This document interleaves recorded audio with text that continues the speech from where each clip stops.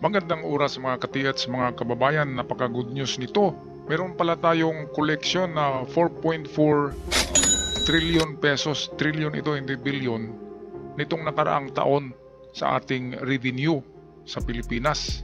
At first time daw na nangyari sa 20 years na nakaraan na nakapagkolekta ang Pilipinas ng 4.4 trillion pesos na revenue. Narito ang ulat, atin panoorin. For the first time in the history of the Philippines, we now have a sovereign wealth fund designed to drive economic development. Maliwanag pa ni PBBM dahil sa MIF Act, hindi kinakailangan mangutang pa ang Pilipinas para lamang sa mga ipapatupad na mga programa o proyekto ng gobyerno. Nagpasalamat naman ang Pangulo sa Kongreso sa pagpapasa sa batas na ito. Isa na namang napakagandang balita mga kaibigan dahil pumalo sa 4.4 trilyong piso ang revenue na nalikom ng administrasyon ni Pangulong Bongbong Marcos Jr. Wow. Ito ba ang dahilan kung bakit tila binabasted ng ating Pangulo ang offer na utang ng World Bank sa ating bansa? Ito, kasi ang World Bank, di ba sa nakaraang vlog ko ay pumunta dito sa Pilipinas, nakisuyo at yumuko, yun ang ating titulo eh. Yumuko ang World Bank kay FM.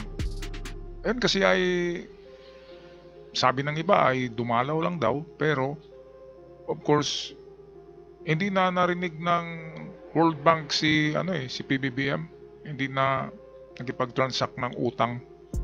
Kaya sa title nito sa inyong araw ay binasted ni FM ang World Bank. Ibig sabihin hindi tayo nangutang dahil mayroon pala tayong naipon na 4.4 trillion pesos. Wow, katumbas ito ng mga account ni Apulacaya. At eto sa aking pamagat sa video na ito, ano ba ang pagkakaiba ng Marcos Sovereign Wealth? Di ba mayroong sovereign wealth din si Marcos noon? Tinatawag. Pundo yun para din sa mga Pilipino na kanyang ginawa ng account na mga ginto. At ngayon, bakit naman naisip ni PBBM na gagawa siya ng pangalan ng kanyang programa na tinatawag na Maharlika Sovereign Wealth? Tinagdagan lang ng fund eh. Yung kay Marcos ay Maharlika Sovereign Wealth, yung sa ama niya. Ang kay PBBM ay Maharlika Sovereign Wealth, dinagdagan ng fund, wealth fund. Bakit magkapareho ang di ba? Bakit magkapareho ang pangalan ng programa, di ba? Diyan natin may isip na parang pinapattern ni PBBM sa itong paraan din ng kanyang ama. Pinapattern niya ang kanyang gobyerno ngayon. Kaya sigurado papunta tayo sa magandang patutunguhan ito kapag ganyan. At merong nagsabi na kaya malaki ang pundo ng Maharlika Wealth Fund ni PBBM kasi yung Maharlika Wealth Fund yun din yung binayad niya ngayon sa yung National Grid Power Corporation ng China na narito sa Pilipinas. Tinawag ko na yan na Chinese Grid Power parang sa Chinese na yan eh. Kaya ang balak ni PBBM ay bilhin.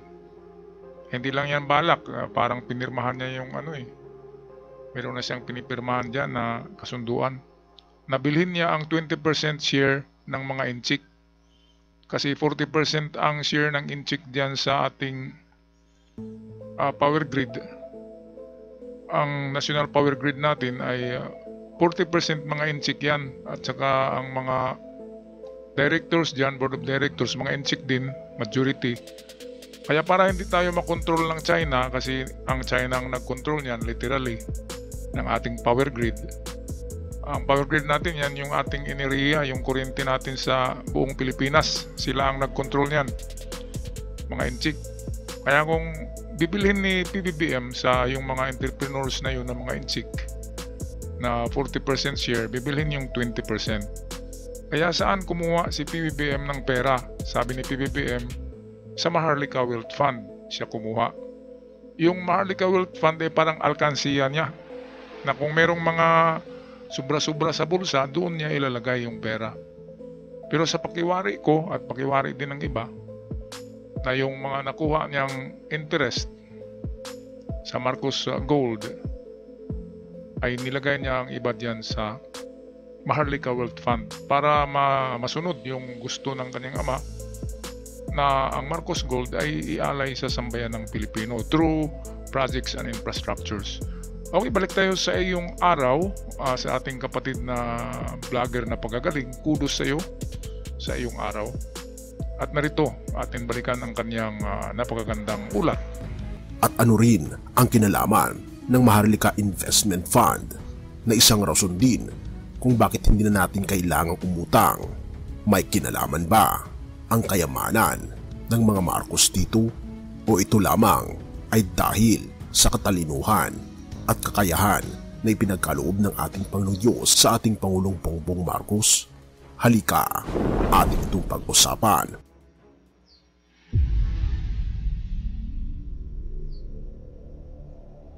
Nakapukaw ba sa iyo ang balita na tila hindi na masyadong binibigyang pansin ni Pangulong Bongbong Marcos Jr. ang World Bank? Hindi na kailangan magpatumpik-tumpik pa. Pero teka, bakit nga ba?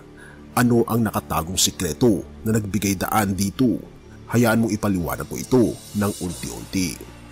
Nagsimula ang lahat ng inuusad ang Maharlika Investment Fund, isang napakatalinong estratehiya na binuo ni Pangulong Bongbong Marcos upang gawing self-reliant ang Pilipinas pagdating sa malalaking proyektong pang-ekonomiya. Pero hindi lang iyan, ang paglikha ng MIF ay bahagi ng mas malaking plano na nakasentro sa paglago ng ekonomiya gamit ang sariling yaman ng bansa.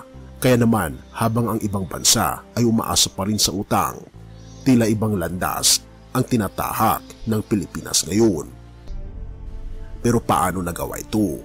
Noong 2024, nagulat ang marami nang ihayag ng Department of Finance o DOF na ang kabuuang kita ng gobyerno ay umabot sa 4.4 trilyong piso. Ayan, napakagaling, no? Sino ba naman ang hindi gagaling, di ba? Yung Secretary of Finance ni FM ay si Ralph Recto, magaling din na ekonomista. Kaya nagkaganyan yan at hindi lang, di ba?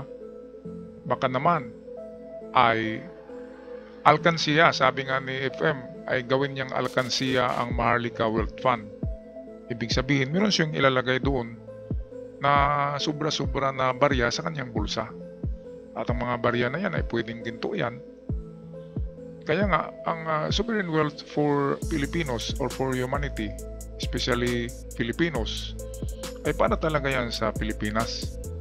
Kaya makakarma si PBBM kung hindi niya susundin yung utos ng kanyang ama na ibahagi sa Pilipinas ang majority ng wealth fund na kanyang nilalagay sa mga bangko.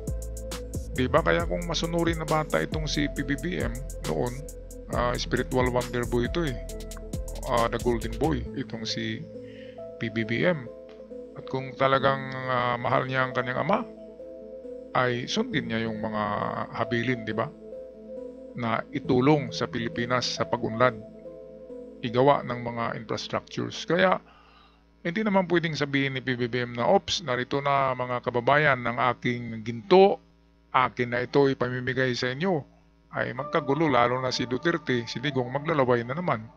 Diba? Aagawin naman yung ginto. Ngayon, nilagay niya sa Maharlika Wealth Fund in disguise. Parang screen lang ba, diba? Pa-disguise yung pera na sabi galing sa mga surplus ng ahensya. Yung mga ahensya na hindi ginamit yung pera na pondo nila sa isang taon, ay kukunin yon at ilalagay sa Sovereign Wealth Fund na nagsilbing alkansiya ng ating bansa. At sa panahon ng kagipitan at kung merong gagamitan na proyekto, ay pwedeng kukuha doon. Pero hindi naman siguro ganun kalaki ang mga surplus, mga extra ng ating mga ahensya. Hindi naman siguro trilyon-trilyon, di ba? Hindi naman siguro bilyon-bilyon, siguro milyon lang. Kaya kung nagiging trilyon-trilyon ang pondo ng Maharlika Wealth Fund, yan ay kakaibebis na, di ba? Kakaiba na yan. Medyo maniwala tayo na meron talagang nilagay diyan si PBBM na sariling pera niya galing sa mga ginto ng Marcos Gold. Okay, patuloy tayo sa ating video courtesy ng Sa Iyong Araw. Oo kaibigan, tama ang narinig mo, 4.4 trilyong piso.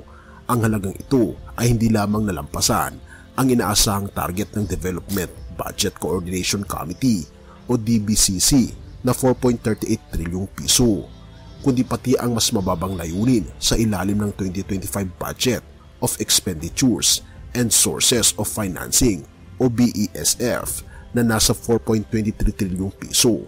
Pero teka, paano ito naging posible? Narito ang sikreto. Ang Bureau of Internal Revenue ay nag-ambag ng 2.83 trilyong piso habang ang Bureau of Customs ay nagbigay ng 916.6 bilyong piso. Dagdag pa yan, ang mga non-tax revenues ay umabot sa 625.96 bilyong piso. Kung tutuusin, ito ang pinakamataas na revenue to GDP ratio sa loob ng 27 years. Oo kaibigan, sa loob ng 27 taon. Wow, grabe. So, walang makabreak nito na record na pamahalaan na governance ng nakaraang mga presidente. Kasi 27 years ago ay hindi ganito kalaki ang nakolektang revenue ng pamahalaan.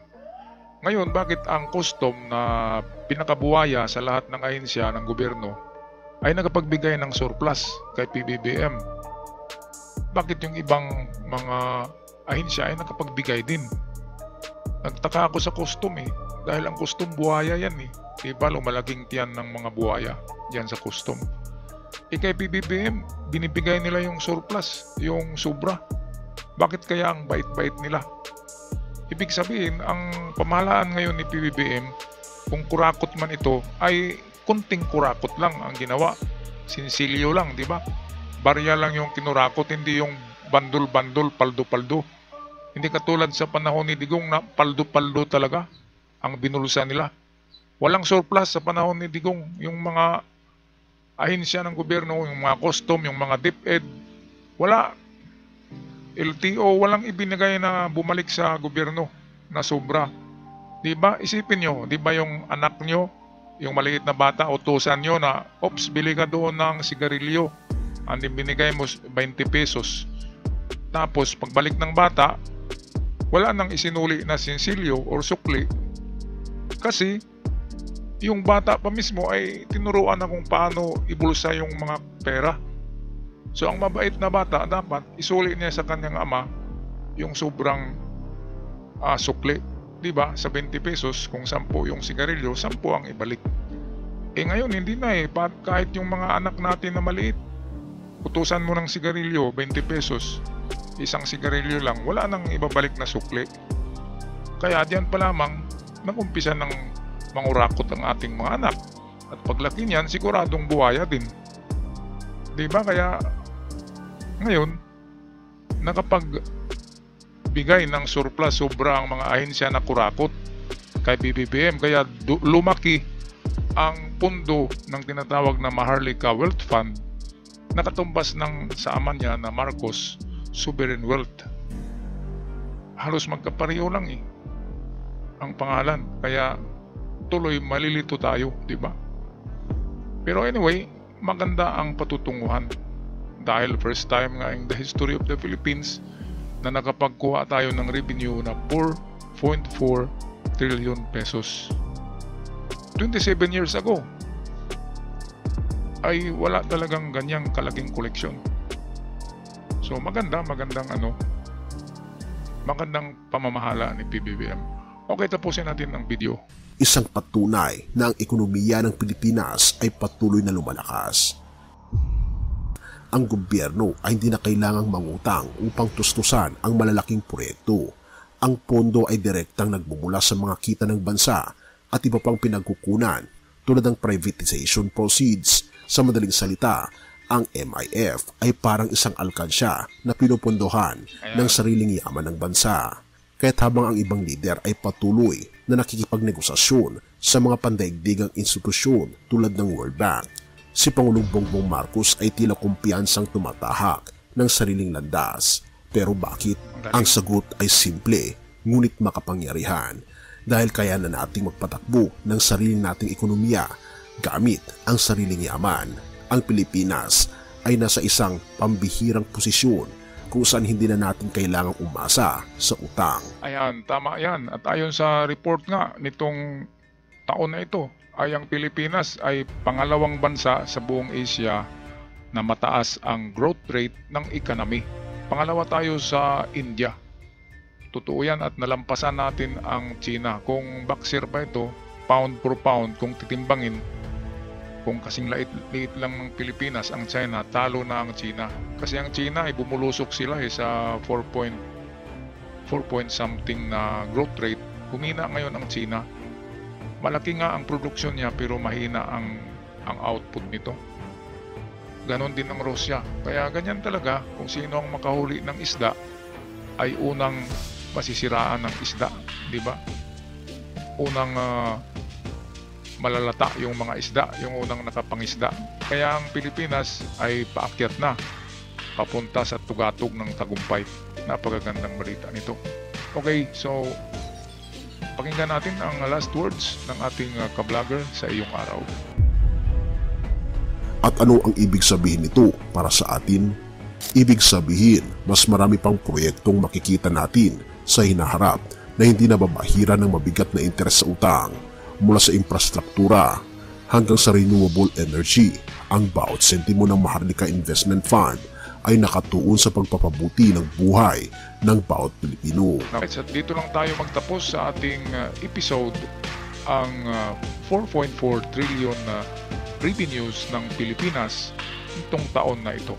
Hanggang sa muli, huwag kalimutan mag-subscribe sa ating channel para palagi kayong updated sa ating mga bagong uploads. Paalam at maraming salamat.